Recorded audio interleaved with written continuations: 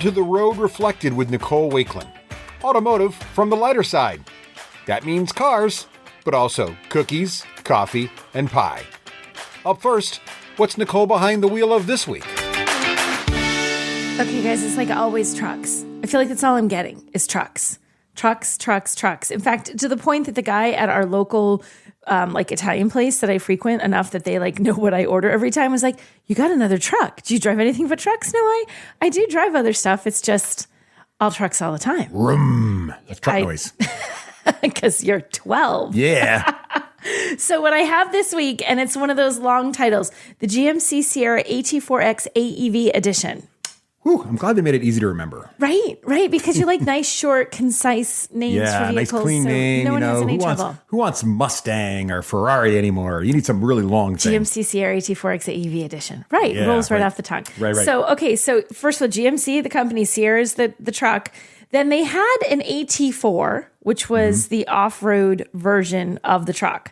Right. Then they went, well, that's not good enough. We can do better.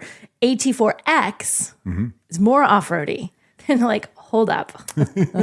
We can do even better. AT4X AEV edition. Oh, because it's got electric? No, it has nothing. Oh, I didn't even think of that. It's got an EV in there. I figured they were adding electric. It doesn't, but you know what? That's a really good point. I wonder how many people look at that and go... Well, the 4X is off-road. Is an EV? Well, not every time it does, but it doesn't. Right. It's not an EV at all. Just not branding issue. It is not an EV. Branding issue. So yeah, GMC Sierra AT4X, actually technically GMC Sierra 1500 AT4X AEV edition. Okay. Good gravy. So this is a big off-road 100% truck.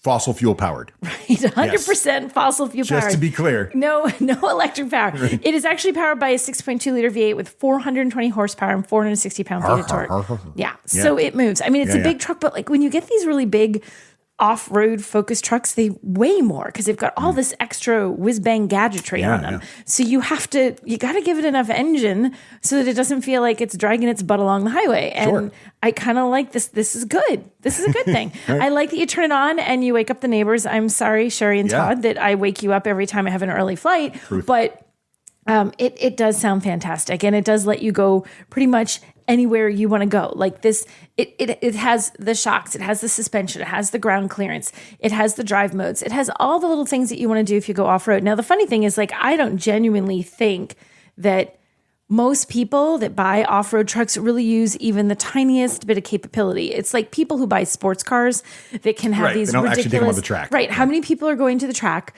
How many people are taking the drag strip and trying to, get the fastest quarter-mile time? Right. Some are. I mean, I know guys who do that. There's a small group. Right. I know guys with Hellcats. But they sell more than that small group. Yeah. There's some Hellcat guys that I know that are like, yeah, I take it. But I know a lot of people who own Hellcats. I think I know 2 who've ever said, I actually go out there and I race it and I set times and I play around with my car the way that God and Dodge intended. Right. But yeah, so this is kind of the same thing. But this is, if you want that capability, if you want to be able to go off-road, you don't want to have to think about it. You want to be able to climb over anything. The AT4X is going to do it. But even if you are someone who does that, you don't do that all the time. A lot of the time you're just driving it on the road. Whether it's a dirt road or a paved road, you're just living with your truck, right? You're hauling wood from Home Depot. Mulch. The thing is mulch. Sorry, mulch. Just let's be clear. Hauling mulch. You must haul. Well, you wouldn't want to flip the tailgate down and have to put a little orange flag on the back with your lumber. So mulch is better. Mulch is better, right? Yeah, right. You just pile that stuff up and put a tarp on it. So you can, when you're doing that, it's actually nice and smooth. It's well mannered on the road. Like you're still very high. You get a little more bounce than you would in a truck that was just like a standard Sierra 1500. But it's not so much bounce and crazy that you feel like, oh Lord, I don't want to drive this anywhere, or that you hit a pothole and you feel like it bounces you out of the way. Yeah. So I like driving this on road, but I did. Okay. So I went to the farm stand yesterday. You don't even know this. I was looking for mums. Oh, are they out yet? No, still. Okay. And it is September 17th as we're recording this. I feel like they're behind in the mum situation. I know. Is that mum season? I don't know. I thought you were, but anyway, so I go there and it's mobbed because it's fall. Right. Everybody's so buying their, corn stalks. And they're not mums yet. And so, but then everybody's also an idiot when they drive in a parking lot. I don't know what happens to people to farm stand. Yes, they are idiots. They collapse and they can't figure out how to drive. So I'm trying to get through the farm stand little parking lot and people are just stopped and they aren't going 2 feet. And it's a parking lot that has has a dirt part, but like a grassy part. But when it's busy, people park. It's all available for vehicular travel. Sure. No one's traveling around. So I literally take a sharp turn, go up onto the grass that's kind of tall, go around the edge, come around, go around all the people that are just like standing like, ho, ho, ho, like they don't know what to do. Right. And then all these trucks follow me like, yeah, I'm following her. So that's another great use when you have these trucks. It could be the leader truck. It could be the leader truck. It was like, come with me, everybody. We will get out of this parking lot while these people in the little tiny sedans sit here and try to figure out what they're doing. Right. Well, so that was kind of fun.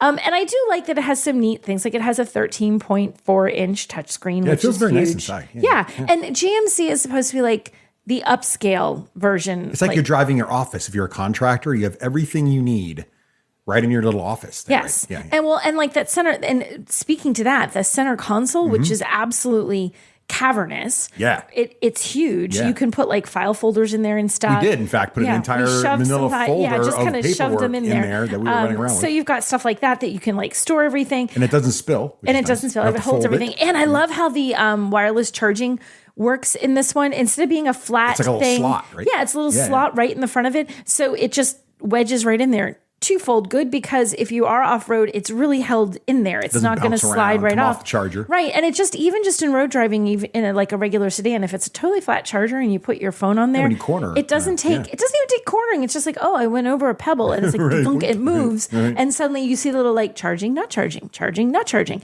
This one just stays put, which is really nice. I liked how that worked. One thing I didn't like, okay, there's rocker rails on this. Oh, yeah. These are weird. So they're not side steps. If someone doesn't know the difference. So side steps are literally flat, long steps that run along the side of a vehicle. Running boards, we used to call them running boards, right. So that you can step up. You step up onto the step, and then you step into the vehicle. Or if you're coming down, you step down onto the step, and then you step down onto the ground. And sometimes rock rails also can be steps. Correct. Sometimes they're like... A lot of Jeep aftermarket stuff. They're not like necessarily... Like some of them have a little sort of built-in little steppy bits you can kind of get. Like the idea of the rock rail, though, is instead of damaging the side of your vehicle, you're sliding along these rock rails. Because you're going up one big pointy rock with your wheel, you come down, and it hits like the door, underside of your door. It's like for heavy... You don't need it for 99% of what most people are going to do. It's only if you're like a hardcore rock crawler. And again, we've already established that this is the off-roadiest of GMCs. But they can look cool. They do look cool. I mean, this truck looks cool. I mean, like that's top number one buying reason. Looks cool. Looks really cool. Yeah. So, but I don't like them because they have this.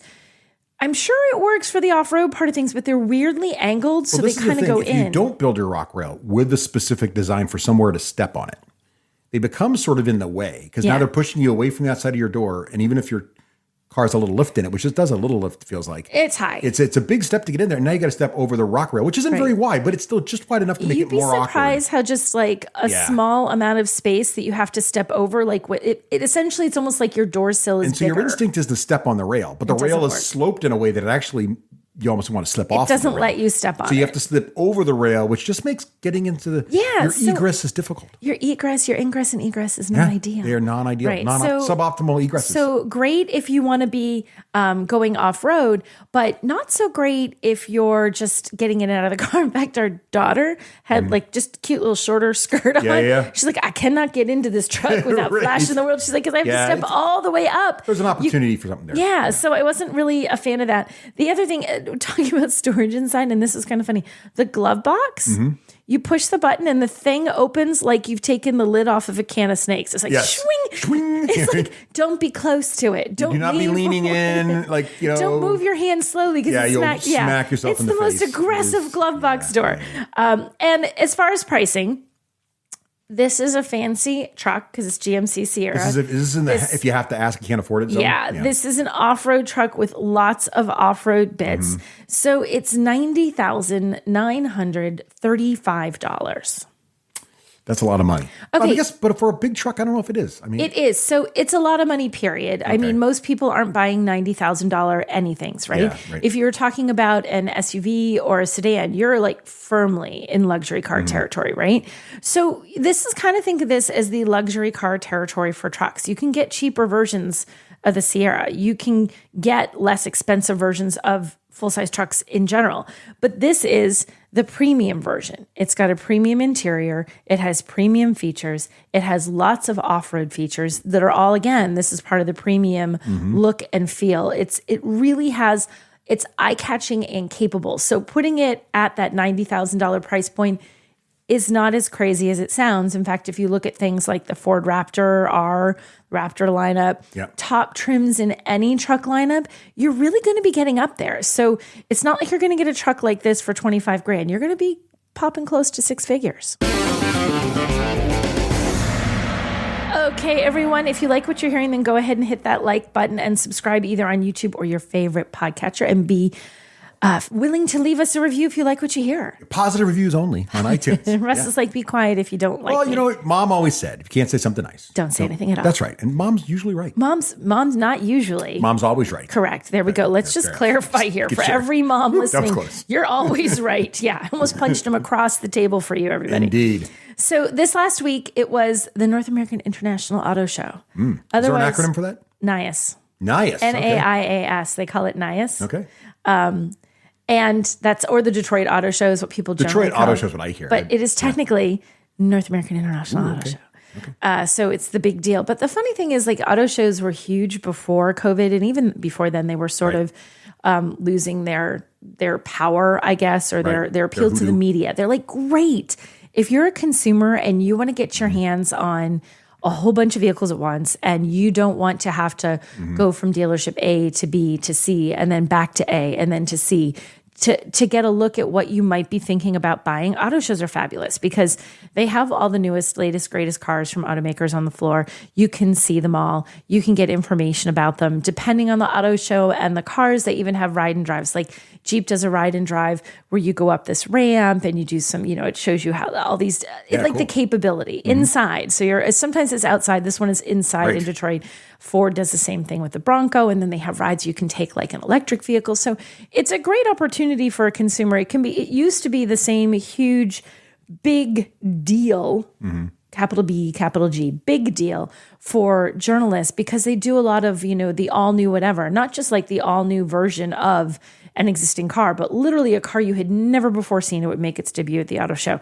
That still happens, but not like it used to. That's partly because auto shows kind of went less popular, but also COVID. I think all the shows are down, like even in different industries, like CES and E3 and all those big gaming and technology shows are also kind of coming down. I think none of it's fully bounced back. Right. So some of it's bounced back. Some of it's not that it hasn't bounced back. And some of it is just a change in how people do things. Like for car companies, they do a lot of reveals where they fly us all into a location and they reveal an all-new vehicle. I think people figured out other ways that might be more effective. Because they had to figure out other stuff during COVID. And now they're like, wait a minute, this kind of worked better. We can flex that a little further. More intimate. We get more, more They own the news cycle when they reveal something outside of the auto show. And all you're talking about is, say, the Toyota Land Cruiser because there's nothing else to compete with it. So you get a ton of coverage.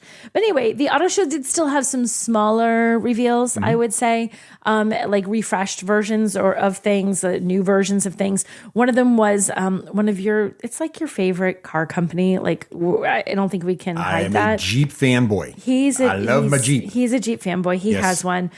He loves, in fact, no, you're not. Are you wearing a Jeep hat? No, I'm not wearing my Jeep hat today. No, you're not today. I was wearing my Jeep hat yesterday. He did have it, yes. Normally he's got some kind of Jeep. I had my 4xe hat on yesterday, my black one. I also have a yellow Jeep hat. So whenever Nicole comes back from a Jeep event, I try to see like, hey, did you score any Jeep swag? No, that's a total lie. Whenever I come back from a Jeep steal event, your Jeep swag. You're like, what did you bring me? Yeah, in fact, your latest Jeep swag I stole and it didn't fit. Which one was that? Your shoes. Oh, yes. So, okay. But that's a little different. I want to finish about the auto show before we get into the swag. I want to talk about these shoes. I know. But, okay. So the auto show. So Jeep has their big thing. And one of the things they showed off was a refreshed version of the Gladiator, which is their pickup truck. Do you like the Gladiator? How it looks? How it feels? Okay. I love how the Gladiator looks. I also love the name. Who doesn't want to drive a Jeep Gladiator? I'm Spartacus. If you don't name your Jeep, if you don't get a custom plate, a vanity plate that says Spartacus on it with a Jeep Gladiator, you're just not doing it right. Yeah. Okay. So I love the concept of the Jeep Gladiator. The thing about it though is for me, a regular Wrangler is more practical because more of the storage is I don't haul as much open storage type stuff as I haul for like closed storage. You don't need the open area of the you don't need the trucky bits. Yes, I don't need the trucky bits. Okay. So I'd be hauling air mostly with that. It's funny because people sort of go back and forth on the Gladiator. And I mean, when you look at it from the front, if you couldn't see the party in the back, you wouldn't know it's not a Wrangler. Yeah, from the front it looks like a Wrangler. Similar. You can't tell. The part next to each other, you're standing in front of them, they look identical. It's the most Wranglery of the Jeep lineup, aside from the Wrangler. Like, that's right. Wranglery. It's essentially a Wrangler with a bed on it. With a mullet. Yeah. Okay. Yeah. Mullet. Right. Party in the back. Party in the back. It's a mullet. Yeah. So, but some people really don't like it. Like, oh, it's not really a truck. And it is. It's a little mid-sized truck. It's not a truck. But the Brat wasn't a car technically, or a it's truck a mid-sized truck. Is it? They would call it a mid-sized truck. Well, Jeeps kind of drive like trucks. Tacoma or I can't think of a single other one, a Frontier or something like that. So it's in that, or like the Maverick, like the Ford, the Ranger, those little smaller trucks.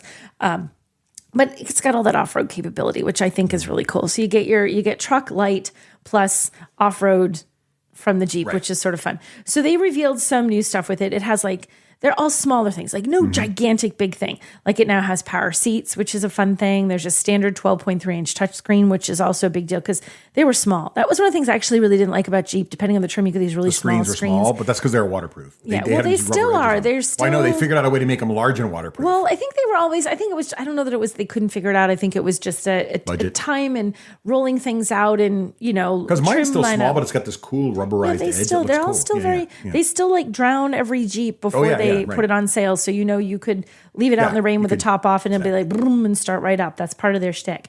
They also added like an antenna in the windshield, so it's integrated. I do like that because the old wobbly Jeep antenna. It's kind of retro and cool. We've taken some tree branches. I'm always in the car wash thinking that thing's gonna rip off, but it doesn't, which is good. But it is kind of old school. I'm always worried I'm going to rip it off when I'm going by a low hanging tree. It's like, we're good. Oh, the antenna. And we're off-roading too. Like the overhanging branch is always hitting your antenna. Yeah, so you grab stuff for that. And so it gets some nice updates. And they did some cool, they sort of enhanced, much like we said, the AEV is like an enhanced version of the AT4X, which is an enhanced version of the AT4. The Rubicon X and Mojave X get some extra little bits and pieces to make them even off-road. But those are already super capable vehicles. Again, it's like you're making things cooler, but they were already so good to begin with. So it's little iterations. It's the kind of thing that people who are at the top of the food chain in terms of how hardcore they go will be excited. The rest of us are not going to use that. No. It's there. But they also did something, this is really fun, and this is why you're mad at me with the thing. So they did a collab with Merrell, which is the shoe company. Okay, now my wife Nicole teases me about this all the time. I literally have 4 pairs of Merrells in the house. He does. They're all the slip-ons. They're super comfortable shoes because my feet are very particular. Okay, my feet get just sore. to be clear, the reason I pick on him is because currently right now it's September 17th. Doesn't matter. These are He's awesome been shoes. wearing black suede slip-on Merrells. I got white suede slip-on Merrells. No, they're cream, but still it's suede. The man, his fashion sense, I love just saying, him. Merrells are super comfy. And then, of course, Jeep is my favorite vehicle. And then she's back and she's like, look what I've got. And it's Jeep Merrell. So they did this Jeep times Merrell collab. It's not a collaboration. I love that somehow the lingo is now it's a collab. So they came up with it's like they call it the Moab Mid 3. It's like a mid-size, a mid-height hiking boot. And they Jeepified it. Dude, this is the most fun hiking boot. First of all, you get actual Jeep colors.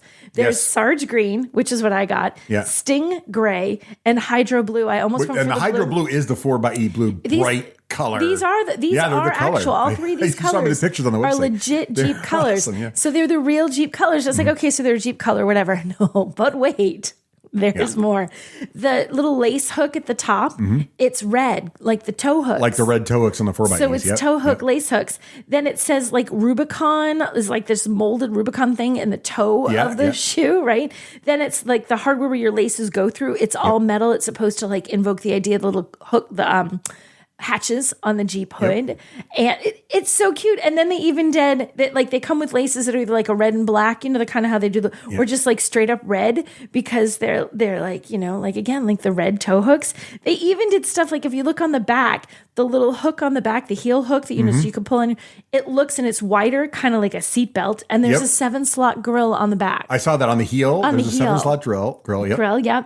Then if you also look, they say they get detailed things like the gray on the sole, which I don't get this. It's supposed to look like the wheels. I'm like, it just looks like gray on the sole.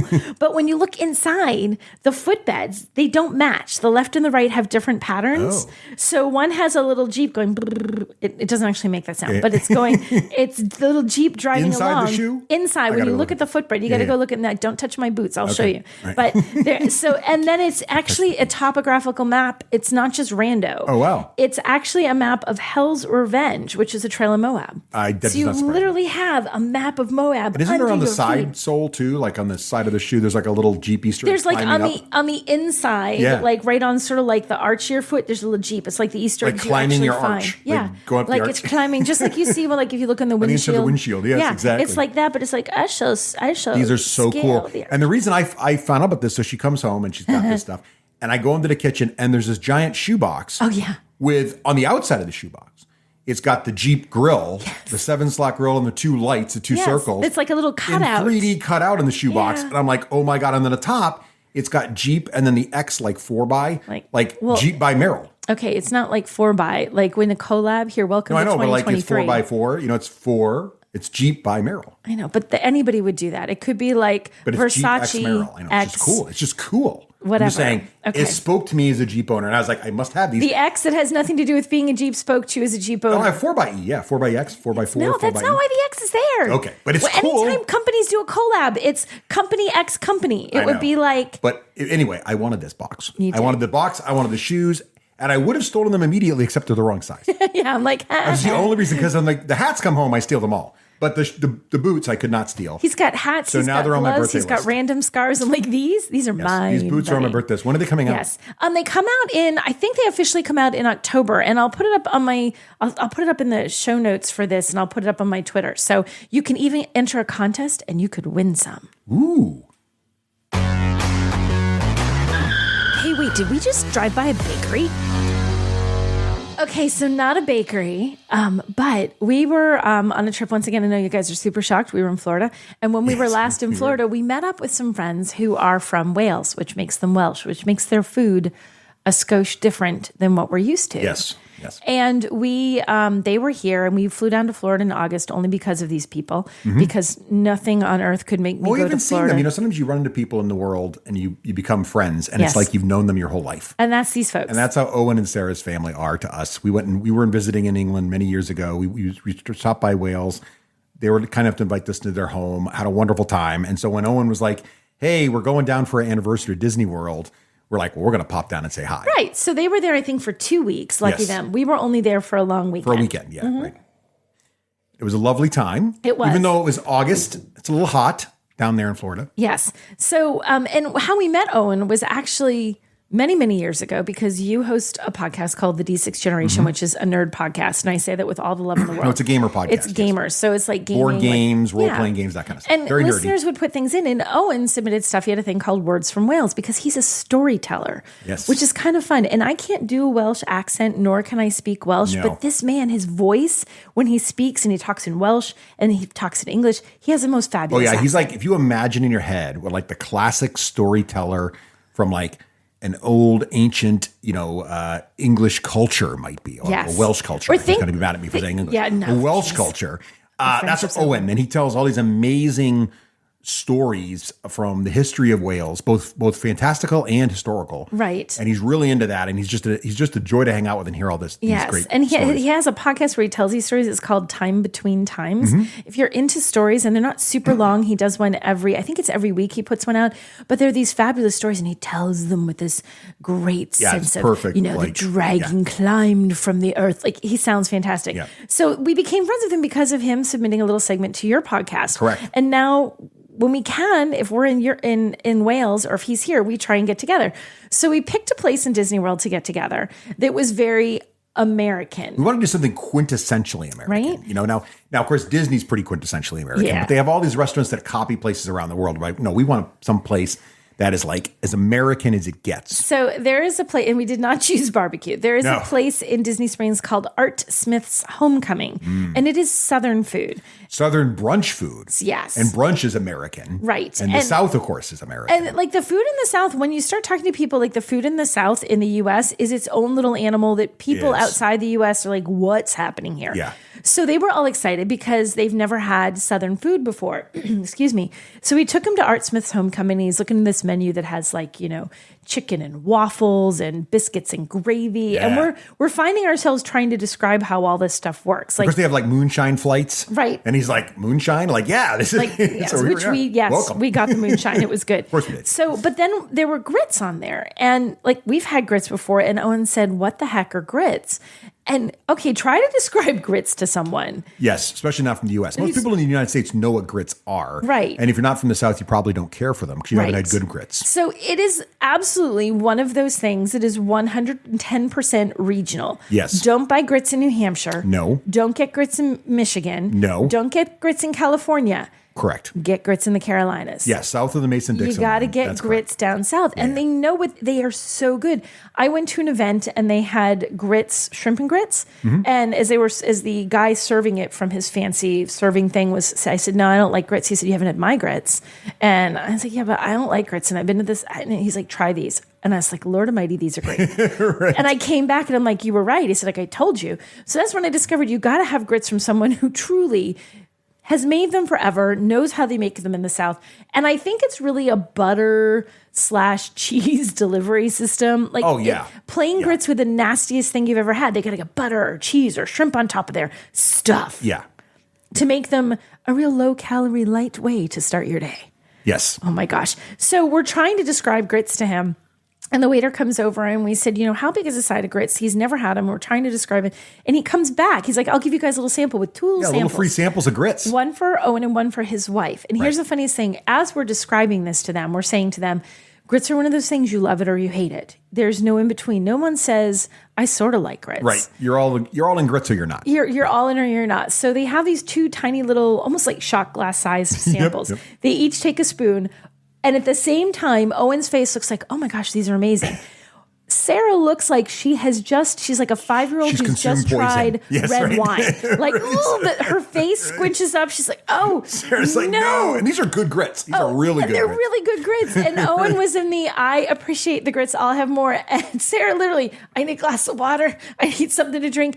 It was so funny to watch their reaction. It was really perfect. It was hilarious to watch. And of course, they liked it. And this is an interesting thing. So Owen got a portion with his meal because he really wanted to eat them. He ate. And then they enjoyed the experience of basically, so we picked brunch because brunch is very American. And then we also picked, obviously, the South for the meal style. And they enjoyed it so much. We happened to be visiting them in the beginning of their 2-week vacation.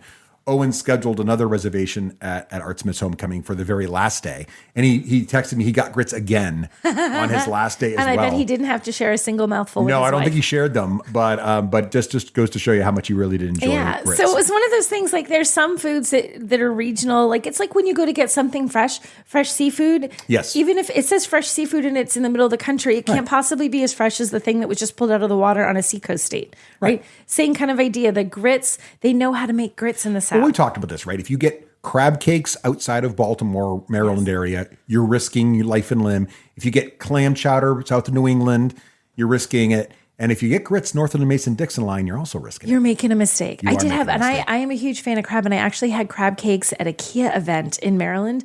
Every single meal is like crab on the breakfast. Why would you not? You're in Maryland. Crab at lunch or crab at dinner. Wait, crab? You've got crab, you can put it, just bring it on over. I even used a little hammer and smack, smack, smack, broke my own crabs. There you go. It was fabulous.